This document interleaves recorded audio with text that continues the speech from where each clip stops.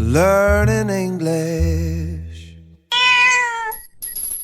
Picture yourself hosting a weekend get-together in your backyard. The conversation is flowing beautifully, but you notice a friend's glass is empty or their plate is clear. Right, you want to be a good host. Exactly.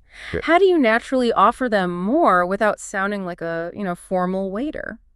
Today, we are stepping into the subtle art of food and drink hospitality. Yeah, we will look at how to gently nudge a guest to have just one more bite without making them feel awkward at all. Welcome back to Radio Eikaiwa Quick Recap by Noelia, Lesson 54, Speaking Patterns, Recommending Food 1. In this lesson, our mission is to learn how to offer food and drinks effortlessly.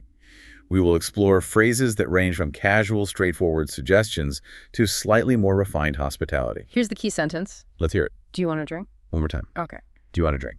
This is the most fundamental, casual way to offer someone a beverage because it strips away all unnecessary formalities. Psychologically, it sets a comfortable baseline for your guest. Yeah, you aren't asking them to commit to a specific cocktail or a heavy beverage menu. I appreciate the directness, but isn't starting with "do you want" a little too blunt? I usually feel like I should offer something specific. Like asking if they want an iced tea, right? Exactly. Well, that is a very common instinct, but specifying the drink actually increases the cognitive load for your guest. I mean, if they don't want iced tea, they now have to politely reject your offer. Oh, I see. Yeah, they have to reject it before negotiating what they actually want. By just asking if they want a drink, you remove the friction of rejection completely. Oh, wow. So it is like giving them a completely blank canvas? Yeah. That flexibility is exactly why it makes the perfect anchor phrase for everyday, low-stakes hospitality. Totally. It's like opening the fridge and just handing a friend a soda.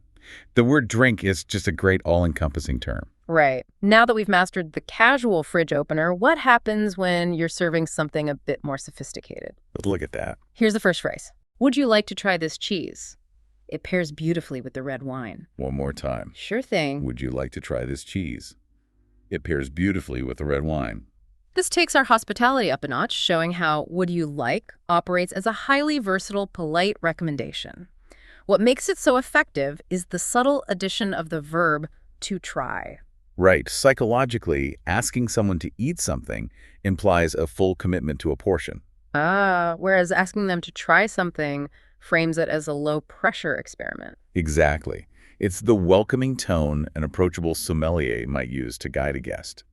It reminds me of those little sample spoons at an artisanal ice cream shop. Oh, I love those. You are just taking the flavor for a quick test drive, so there's zero guilt involved. That is a brilliant analogy for lowering the stakes of the interaction.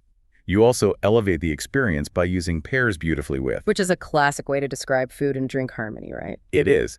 It paints an appetizing picture for your guest. And the adverb beautifully acts as a gentle, elegant nudge to accept the sample. So we have casual and we have sophisticated, but what about that tricky middle ground? Yeah, let's explore that. Here's another. I'm listening. Would you care for another sausage? I've still got an extra one on the grill. One more time. Got it. Would you care for another sausage? I've still got an extra one on the grill. This contrasts nicely with our previous phrase by introducing a slightly different psychological flavor. Using the phrase care for adds a refined adult layer to the offer. Yeah, it clearly indicates attentive hospitality, especially with the word another indicating a second helping. Wait, using care for sounds a bit dated to me, honestly. It makes me feel like I'm serving guests at a 1920s country club. Right, not standing over a smoky backyard barbecue. Exactly. I understand why you feel that way, but that contrast is the secret ingredient here. The high-level politeness of care for is immediately softened by the highly casual context. You mean having an extra sausage on the grill? Precisely.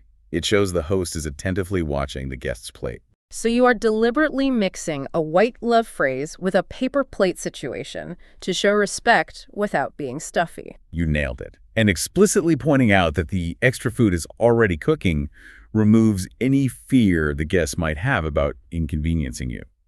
Let's see how this all comes together when the plates are actually moving. Here's today's scene. So, two friends are enjoying a homemade pizza dinner. One is eating surprisingly fast, and the host wants to offer a second helping comfortably. Here they go. Wow, you're clearing that plate fast. Since when are you such a pizza fan? I can't help it. This is hands down the best you've ever made. Do you want another slice? There's plenty to go around. Well, if you insist. Thanks. This interaction is incredibly natural because it starts by acknowledging the guest's eating momentum. Noting that they are clearing that plate fast is a highly observant social cue. Yeah, it gracefully paves the way for an offer, and the guest responds with a great compliment using hands down. Right, which is a fantastic casual conversational idiom for declaring an undisputed victory or favorite. The host then swoops in with our core phrase, "Do you want another slice?" returning to our perfectly executed low-pressure offer. What makes this exchange truly successful, however, is the justification that immediately follows it. Adding, "There's plenty to go around," Yeah. is a brilliant psychological trick to neutralize any lingering hesitation or guilt about taking a second portion. It really is. It signals to your guest that they absolutely are not depriving anyone else by taking more food. And that lack of guilt allows the guest to use the charming, slightly shy phrase, "if you insist," to happily accept the second helping. Now, Noelia has prepared 25 practical phrases for this lesson. We highly recommend you check out the pattern practice and original dialogue sections on the blog to help build these real-world conversational reflexes. The link is in the description. Thanks for joining us today. And remember, the next time you're hosting, don't just look at their empty plate to guess if they want more. Look at their hands. Are they unconsciously playing with their fork? Oh, that's a great tip. Right. See if you can catch that micro moment and offer them another slice before they even realize they're hungry. Catch you next time.